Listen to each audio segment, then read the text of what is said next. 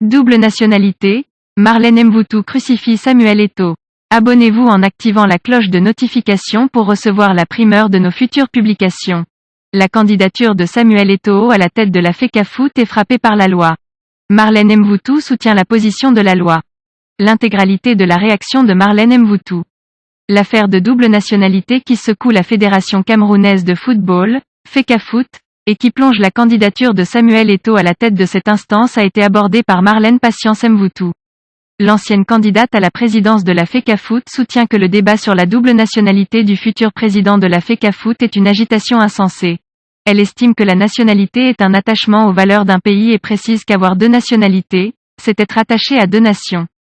Revenant sur sa propre exemple en tant que binationale résidant en France, Marlène Patience Mvutu faire savoir que les lois françaises lui interdisent d'occuper certaines fonctions.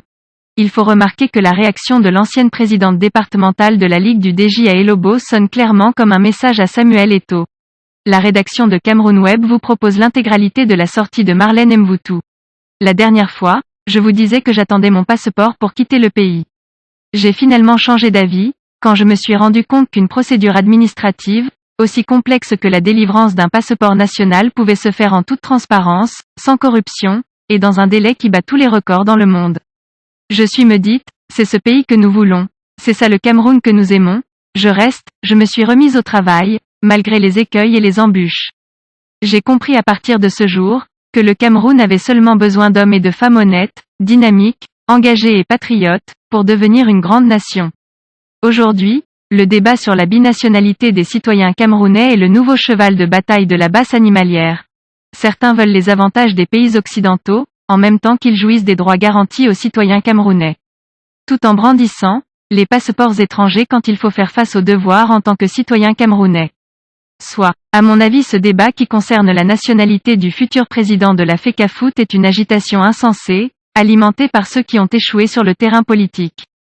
Si un candidat peut justifier sa nationalité camerounaise, sa candidature sera retenue. Cependant, je reste convaincu qu'il soit assez délicat de se prononcer, quand il s'agit de parler des sentiments.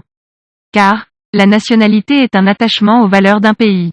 Avoir deux nationalités, c'est être attaché à deux nations. Or, dans le football, on doit choisir un camp, se lever quand on exécute l'hymne national de son pays.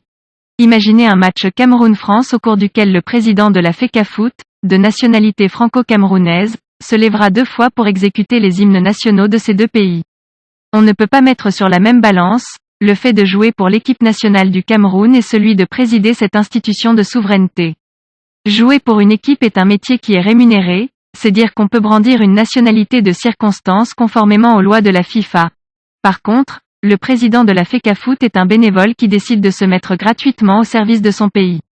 Conformément aux lois camerounaises en vigueur qui régissent la gestion du football. À cet effet, il ne doit planer aucun soupçon d'ambivalence quand il s'agit de défendre les intérêts stratégiques de l'État. En tant que Camerounaise, je ne me suis jamais souciée du fait que, je ne pouvais pas avoir accès à certains métiers en France, malgré mes diplômes obtenus dans les mêmes écoles que les Français.